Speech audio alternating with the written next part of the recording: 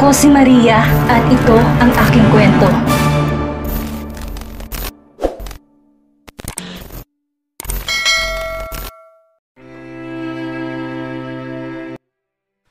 Marahang naupo sa kama si Kara nang isara ni Daniel ang pinto matapos makuha ang pagkaing inuutos nito sa sekretary.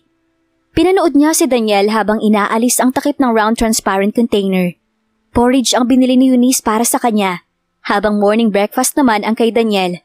Matapos ay kumuha rin ng inumin at nilagay sa bed tray. Ayoko. Ani Kara. Natigilan naman si Daniel at napatingin sa kanya. Ayaw mo nitong pagkain? Ayoko na tong ginagawa mo, Daniel. Hindi ikaw ito. At kahit magbago ka pa, hinding-hindi na maibabalik sa dati ang lahat. Napagod na ang puso kong mahalin ka.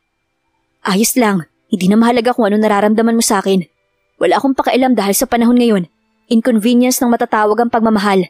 Hindi ka bubuhay at mapapalamon, lalong-lalo na sa kinakaharap mong problema. Iyon ang paniniwala ni Daniel. Ang isang gaya niyang businessman ay hindi naniniwala sa pag-ibig. Sa mundong ginagalawan niya ay ito lang ang mahalaga. Kasikatan, yaman at kapangyarihan. Bonus na lang ang asawa at anak. Nang kumpleto na ang pagkain sa bed tray, ay lumapit siya para lang talikuran ni Kara. Hindi siya natuwa. Minsan na nga lang magpakumbaba ay babaliwalain pa. Saglit niyang nilapag ang tray sa side table, saka hinawakan ang magkabila ang balikat ni Kara upang iharap. Agad rin siyang napabitaw nang makitaan niya ito ng takot sa mga mata. Mukhang natotroma pa rin ito sa nangyari. Huwag kang mag-alala, wala akong gagawin sa'yo. Hindi ako magkaka-interes sa isang pasyente nagpapagaling pa. Ani Daniel, at hindi rin niya gugustuhing lumala ang sugat ni Kara. Nanghihinayang sa makinis itong balat na magkakapeklat pa. Dahil ang sabi ng doktor ay may posibilidad na mag-iwan ng marka ang ginawa nito. Pasimpleng napabuntong hininga si Daniel sa kabinigay ang tray. Kumain ka at nang magkalakas para may pagkakataon ka muli akong takbuhan at labanan. May pagkasarkasmo niyang saad. Hindi naman nag-react si Kara at tahimik lang na kumain. Walang ingay at masasabi talagang may proper etiquette pagdating sa paraan ng pagkain. Hindi niya tuloy maiwasang maikumpara si Brenda na minsan na niyang pinag-isipang pakasalan dahil sa utang na loob. Dahil ito ang naging dahilan, kaya siya nagising noon mula sa koma. Makailang beses na niyang nakasamang kumain ng dalaga at hindi niya talaga nagustuhan ang ingay nito. Kumakalampag ang kubyertos.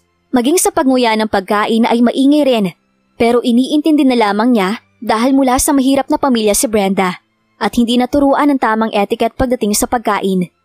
Naisip niyang kapag naging parte ito ng pamilya ay matuturuan ito, kaya binaliwala na lamang niya. Saka sobrang busy niya sa trabaho, ay iisipin pa ba niya ang ganitong mga bagay? Siyempre hindi na. Nagawa nga niyang tiisin si Kara na hindi naman niya mahal, paano pa kaya si Brenda? Dahil sa pag-iisip ay hindi na napansin ni Daniel na natulala na siya kay Kara. Nag-angat naman ito ng tingin kaya nagtagpo ang mga mata nilang dalawa. Maya-maya pa ay muling yumuko si Kara. Dapat ay may sasabihin si Daniel, ngunit hindi na niya nagawa dahil para siyang invisible sa paningin nito. Hindi nag-e-exist. Ilang sandali pa ay natapos na sa pagkain si Kara. Itinabi sa side table ang pinagkainan at saka muling nahiga sa kama. Iiling-iling na niligpit ni Daniel ang bed tray at pagkatapos ay nahiga sa sofa matapos patayin ng ilaw. Madaling araw na at kailangan na niya ring magpahinga. Napagod siya sa nangyari ngayong araw. Kahit nakapagpalit na ng damit, ay tila suot niya pa rin ang damit na puno ng dugo ni Kara.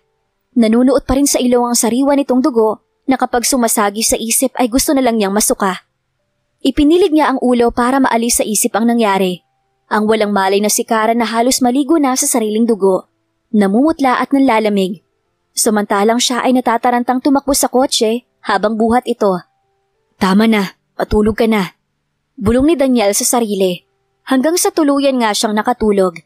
Isang oras pa lang ang lumilipas nang maalimpungatan siya dahil hindi sanay sa hinihigaan. Pagtingin niya sa kama, sa kabila ng dilim ay napansin niyang wala si Kara. Agad siyang napatayo at binuksan ng ilaw, sunod ang pinto, para tingnan kung nasa labas ba ito.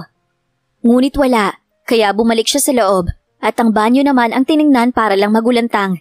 Pareho nga pala sila ni Kara na nabigla. Napatili ito at hindi malaman kung alin ang tatakpan. Ang itaas ba o ang ibaba? Naliligo kasi ito. Sa huli ay pinili na lamang tumalikod kahit makita pa ang likuran. Lumabas ka nga!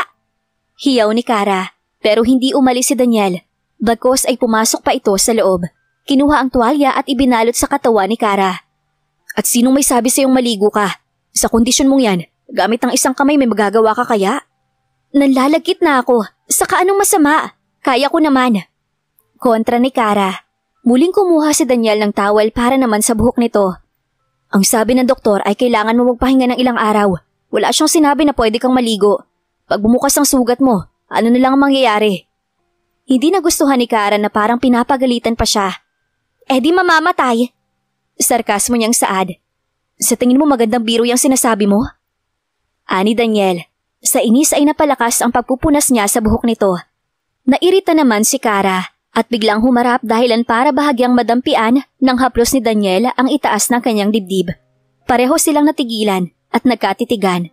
Matapos ay napaatras si Kara sa takot na baka may gawin na naman si Daniel. Hindi man sadya, pero bigla siyang kinalabutan at nanginig pa ang balikat. Lumapit naman si Daniel at maingat ng pinunasan ng buhok nito. Huwag kang mag-alala, wala akong gagawin. Nandito ako para alagaan ka at hindi makipagtalik. Napaiwas ng tingin si Kara at piniling kumalma. Wala naman akong sinasabi. Tumigil si Daniel at sandaling tumitig matapos ay nagsalita. So, pwede na kitang hawakan? Tutulungan lang kitang makapagbihis dahil alam kong hindi mo pa kaya. May agam-agaman ay tumango si Kara. Sandaling lumabas ng banyo si Daniel. Pagbalik ay may dala na itong bagong damit para kay Kara. Pinasandal niya ito sa may sink saka maingat na binihisan. Kaya ko naman. Ani Kara na nahihiya at balak pangangkun ng underwear na hawak ni Daniel. Huwag ka nang makulit. Nakita ko na yung lahat kaya ano pang ikinakahiya mo? Hindi na pumalag si Kara at hinayaan na lamang ito. Naging ganoon ang routine sa loob ng 2 araw. Aalagaan si Kara at kapag gusto nitong maligo o maglinis ng katawan, ay tutulungan niya namang magbihis. Hanggang sa bigla na lamang dumating si Eunice na halatang kagagaling lang sa opisina dahil suot pa rin ang working attire. Sir, may emergency po sa kumpanya at kailangan kayo ron asap. Lumingon naman si Daniel kay Kara na tumangulang kaya lumabas na siya ng kwarto. Habang nakuha pang sumilip ni Eunice, ngunit nang mapansin ang tingin ni Daniel ay agad ring napaiwas. Hindi na niya gustong magkamali pa at baka tuluyan na siyang matanggal sa trabaho. 7:00 na ng umaga nang matapos si Daniel sa pag-handle ng problema sa kumpanya at kasalukuyang nililigpit ang ilang dokumento sa long table. Mabigat na ang talukap ng mga mata, ngunit kailangan niyang manatiling gising kahit pa wala siyang tulog. Kinailangan niya kasing asikasuhin ang lahat para sa magaganap na urgent meeting. Maging si Eunice ay wala ring tulog, ngunit hindi naman halata sa itsura dahil na rin sa makeup. Gusto nga mag-retouch ulit kung hindi lang dahil sa ilang executives na hindi pa umaalis sa conference room. Ang iba nga ay tila gustong kausapin si Daniel, ngunit wala namang nangahas. Napansin iyon ni Eunice at gustong magmukhang malapit kay Daniel kaya bahagyang lumapit sa baybulong. Sir, gusto niyo po bang kumain muna? I-order ko kayo ng pagkain. Ani Eunice na sumusulyap-sulyap pa sa mga executive para siguruhing nanunood ang mga ito. Napakunot noon naman si Daniel. Hindi siya mahilig sa matamis at alam yun ni Eunice. Kumakain lang siya kapag si Kara mismo nagluluto. May pagkakataon mang nakikita siya ni Eunice na kumakain ng matamis ay dahil gawa iyon ni Kara. Ngunit hindi nito alam at inakalang mula sa isang kilalang chef ang nagluluto ng pagkain para sa kanya. Kapag nga nasa bahay lang siya, ay madalas siyang ipagluto. Halos mayat maya nagdadala si Kara sa study room. Pero dahil abala nga ay hindi na niya napagtutuunan ng pansin at kumakagat na lamang pero hindi inuubos. Kapag ganoon na ang nangyayari ay naglalaho ang tuwa sa mukha ni Kara. Nawawala ang excitement ito kaya hindi niya maiwasang mag-guilty. Sir Daniel. Natauhan naman siya nang marinig ang pangalan. What? Tanong niya kay Eunice. Ang sabi ko po ay, no need, marami pa akong gagawin. Saka mabilis na lumabas ng conference room at sumakay sa elevator. Matapos ay nagtungo sa parking lot. Pagkaupo sa driver's seat ay naramdaman agad ni Daniel ang pagod sa magdamag na trabaho. Gusto niyang magpahinga at umidlip sandali, ngunit iniisip niya si Kara sa ospital. Kailangan na niya itong balikan. Napabuntong hininga pa siya bago buhayin ang makina ng sasakyan at magmaneho. Ilang minuto ang lumipas nang marating na niya ang ospital. Iilang staff ng ospital ang nakasalubong niya sa VIP ward na tinatanguan lang niya kapag bumabati. Pagkatapat sa kwarto ni Kara, ay napansin niyang bahagyang bukas ang pintuan. Kaya sumilip siya at nakitang nakaupo sa kama ang asawa at nakatalikod. May kausap sa cellphone habang nakatanaw sa labas ng bintana. Kaya hindi muna pumasok si Daniel at pinakinggan ito para malaman kung sino ang kausap. Ma, okay lang po ako rito. Medyo nakakapagod ang trabaho, pero enjoy naman. Baka sa makalawa babalik na ako. Ani Kara. Kung ganun ay si Melba ang kausap nito at nagsisinungaling para lang pagtakpan ang totoong nangyari. Sandali pang nakipag-usap si Kara sa kabilang linya bago tuluyang ibaba ang tawag. Matapos ay natulala ito sa bintana. Hudyat na yun ni Daniel para pumasok nang bigla na lamang itong umiyak. Humikbi ito at yumugyog ang balikat. Tuluyang natigilan sa hamba ng pinto si Daniel. Hindi niya kayang pumasok habang naririnig ang pagtangis ng asawa. Masyadong masakit at mabigat ang pag-iyak nito. Dahan-dahang umatras si Daniel at lumayo ng bahagya sa kwarto. Napasandal sa pader at naglabas ng sigarilyo para mailabas ang bigat na nararamdaman. Hindi iyon ang unang beses niyang nakita at narinig si Kara na umiyak. Napapansin na noon pa na mabilis itong maging emosyonal. Ngunit magaling magtago ng nararamdaman. Madalas ay pasekreto lang itong umiiyak. Pero iba ngayon. Sobrang sakit marinig ang iyak nito na hindi niya malaman kung bakit, pati siya ay naaapektuhan. Ngayon siya napapaisip sa mga nagawa, lalo na roon sa hotel, kung saan ay pinilit niya talaga si Kara.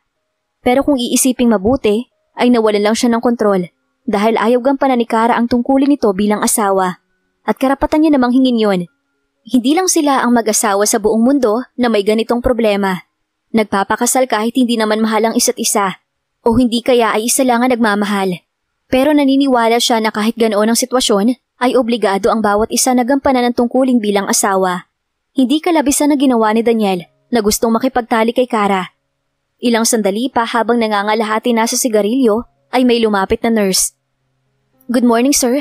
Inform ko lang po kayo na ayaw kainin ni Ma'am Kara ang pagkain na hinatid namin kanina. Baka po mapakiusapan niyo para makapag-take na rin ng gamot at may mild fever po siya ngayon. Saad ng nurse. Tumangulang si Daniel saka nagbuga ng usok. Matapos ay tahimik namang umalis ang nurse para lapitan ng kasamahan na nakuha pang magtanong kung anong reaksyon ni Daniel. Ang totoo kasi ay kalat na sa ospital ang tungkol sa nangyari. Usap-usapan pa nga na may ibang babae si Daniel, kaya na-depress ang asawa at nagawang saktan ng sarili. Kahit maraming staff sa ospital ang nakakaalam sa nangyari, ay wala naman naglalakas loob na sabihin sa ibang ginawa ni Kara. Samantalang itinapon naman ni Daniel ang sigarilyo sa basurahan matapos patayin ang sindi at saka bumalik sa kwarto. Sa nakalipas na mga araw ay unti-unti nang naigagalaw ni Kara ang kamay na may mga sugat. Kaya hindi na nagtaka si Daniel na makita itong nagbabasa ng libro gamit ang kamay na nasaktan. Nang ibaling ang atensyon sa side table ay napabuntong hininga siya. Hindi man lang nagalaw kahit kaunti ang pagkain. Ang sabi ng nurse ay hindi ka raw kumain. Bakit hindi mo ba gusto ang pagkain? Wala akong gana. Saad ni Kara na pasimpleng tiningnan ng sarili sa salamin para siguruhin na hindi halatang galing siya sa pag-iyak. Lumapit naman si Daniel saka kinuha ang libro. Ngunit inakala ni Kara na magagalit na naman ito at magiging marahas, kaya bahagya niyang isinangga ang braso. Pero walang nangyari, kaya pagsilip niya sa pagitan ng braso niya, ay bigla siyang nakaramdam ng guilt. Nakita niya kasing nasaktan ng bahagya si Daniel, pero sandali lang at bumalik sa normal nitong ekspresyon. Ba't wala kang gana? Kahapon lang lakas-lakas mo pang kumain. Kaya magsabi ka nga ng totoo, Kara. Ano namang dahilan mo't para kang bata na nagtatantrums? Ayaw kumain. Napaayos ng upo sa kama si Kara at napatungo. Magkasiklop ang parehong mga kamay na magsalita. Daniel, pwede pa pabigyan mo na ako? Bahagyang pumiyok si Kara. Gusto ko ng divorce, kaya pakawalan mo na ako. Pakiusap niya at muli na namang naging emosyonal. Ako lang naman yung kumakapit sa relasyon na to, kaya ngayong bumibitaw na ako. Pwede bang hayaan mo na ako? Gusto ko ng tahimik na buhay nang hindi ka kasama. At tuluyang naluha. Tumalikod naman si Daniel. Hindi niya malaman kung ano ang gagawin at mararamdaman sa pakiusap ni Kara. Masakit na marinig ang pagpipigil nito ng iyak. Ilang sandali pa ay muli siyang humarap at pinunasan ang basang pisngi ni Kara nang dahil sa luha. Ramdam ni Daniel ang panlalamig ng balat nito hanggang sa binitawan niya ang pisngi. Saka naglakad patungo sa pinto at tuluyang lumabas ng kwarto. Naiwan si Kara na nakasunod ang tingin hanggang sa tuluyang sumara ang pinto. Bumalik sa bahay si Daniel. Nabigla pa nga at aligagang sumalubong ang ilang katulong na hindi inaasahan ng pag-uwi ng amo. Inakala pang galing sa business trip. Paghinto ng kotse sa entrance ay lumapit ang isang katulong para pagbuksan siya ng pinto. Welcome back po, sir. Anito, tumangulang si Daniel at nagtanong kung may pagkain na ba sa kusina. Hindi siya nakakain ng almusal dahil sa kagustuhang makabalik sa ospital. Ngunit hindi rin naging maganda ang kinalabasan ng pag-uusap nila ni Kara. Kaya nagpasya na lamang siyang umuwi. Nataranta naman ang katulong sa tanong. Naghahanda pa lang po magluto ng tanghalian. Sasabihan ko po kaagad ang cook na magluto kaagad. Yung madalian lang at gutom na ako. Ani Daniel, hindi na nakuha magreklamo. Okay po, sir. Tugon nito saka nagmamadaling pumasok sa loob. Sumunod naman ang natitirang katulong para balikan ang trabaho. Tumuloy na rin sa loob si Daniel at pumanhik sa itaas. Pagpasok sa kwarto ay automatiko siyang napatingin sa wedding picture nila ni Kara sa itaas ng kama. Kung dati ay hindi niya pinapansin ang litrato sa kabila ng laki nito, ngayon ay parang kahit anong iwas ay hindi niya mapigilan ang sariling tumingin. Lalo na sa mukha ni Kara na masaya at halos abotenga ang ngiti sa picture. Natatandaan niyang ayaw pa nga niyang mapakuha ng wedding picture pero napilit siya ni Kara o tamang sabihing hindi siya makahindi dahil naroon din ang pamilya. Pero ngayon, kung gaano ito kasiya sa litrato, ay ganoon din ito kagustong makipaghiwalay at malayo sa kanya. Hindi rin maalis sa isip ang iyak nito habang nakikiusap na hindi niya matagalan. Gusto niyang kumapit at ilaban ang pagsasama nila. Pero para saan? Hindi naman niya mahal si Kara. Galit nga siya rito noon. Pero ano itong ginagawa niya? Naguguluhan na rin si Daniel sa nangyayari. Pagod siyang naupo sa sofa at tinitigan ng matagal ang wedding picture. Nang magsawa ay tumayo at nagpa siyang maligo. Pumasok siya sa cloakroom para ihanda ang susuotin na damit pero natagalan pa. Dahil si Kara talaga ang naghahanda ng damit para sa kanya. Maging sa pagligo ay nirerede na nito ang lahat. Ngayon niya naiisip na ang hirap pala kapag wala ito. Matapos maligo at suot ang bathrobe ay nilapitan niya ang vicinity mirror ni Kara. Madalas na naabutan niya itong nakaupo at nakaharap sa salamin sa tuwing uuwi siya. Ngayon ay parang display na lamang sa kwarto ang gamit nito. Nang magpa siyang umalis si Kara, ay wala man lang itong kinuha kahit isa sa skincare product. Iilang damit lang talaga ang dinala nito. Hinawakan niya ang table ay malinis at walang alikabok. Nililinis ng mabuti ng katulong ang kwarto at gamit ni Kara. Maya-maya pa ay naupo siya at binuksan ang drawer sa pag-aakalang may mga skin product din sa loob. Pero wala. Tanging isang simpleng notebook lang ang makikita. Pagbuklat ay saka lang niya nalaman na diary pala ito ni Kara.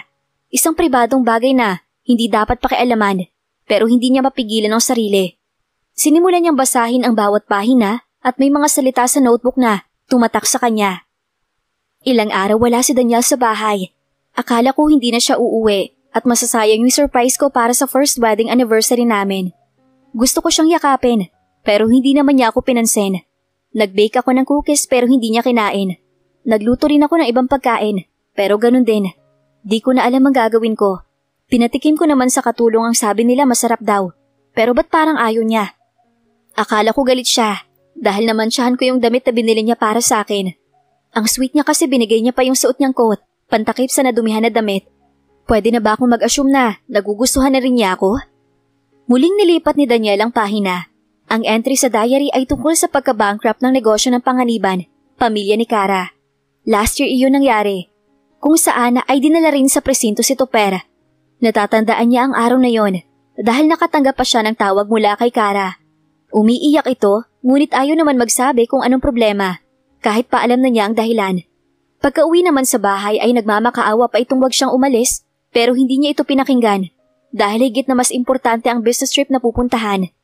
Noong mga panahong ding iyon, kumalat ang balita na may ibang babae siya na ang tinutukoy ay si Brenda. Ngunit nagawa naman ng paraan para mapigilan ang media pero pag-uwi ay nag-iba na si Kara. Nawala na ang saya nito at ngiti sa labi. Laging natutulala at kung minsan pa ay naluluha. Pero walang pakialam si Daniel. At ginagawa lang ang gusto, ang maging parausan si Kara. Inaangkin niya ng makailang beses at kahit nasasaktan, ay hindi na makuha magreklamo na mas gusto ni Daniel dahil naiirita siya kapag nagsisimula na magmakaawa na magdahan-dahan siya. Kalaunan ay nag-request na rin ito ng pera na hindi na niya ipinagtataka dahil alam niyang hihingi ito para may maitulong sa pamilya. Ilang katok sa pinto ang nagpabalik kay Daniel sa kasalukuyan. Sir, handa na po ang pagkain niyo. Saad ng katulong na bahagya lang binuksan ang pinto. Sige, susunod na ako. Aniya at muling binalikan ang diary ni Kara. Binasa pa ang ilang linya sa huling entry.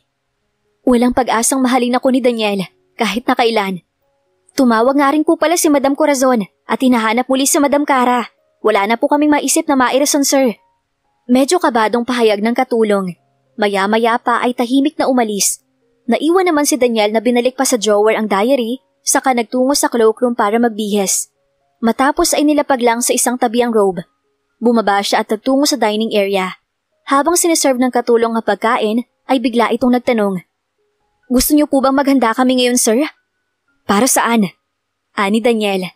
Napakurap ang katulong at tila naguluhan. Kalaunan ay awkward na nangiti. Birthday po ngayon ni Ma'am Cara. Yun din po ang itinawag kanina ni Madam Corazon. Napatigil si Daniel at napasandal sa kinauupuan. Hindi niya naaalala na birthday ngayon ni Cara.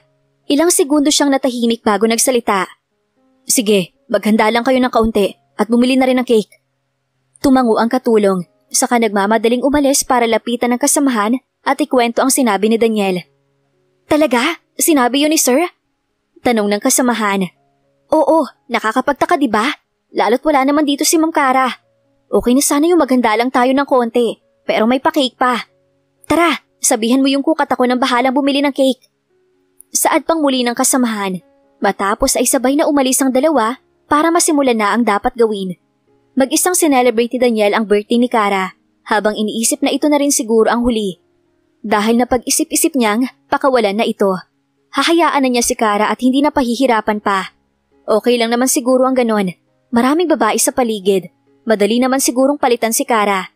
Hindi niya ito mahal, kaya tama lang na ibigay na ang nais nito, ang divorce. Tuluyan na nga kayang papakawalan ni Daniel ang kasal nila ni Cara? Ano ang gagawin ni Cara kapag nalamang handa na si Daniel na pakawalan siya? Yan ang ating aalamin sa susunod nating kabanata.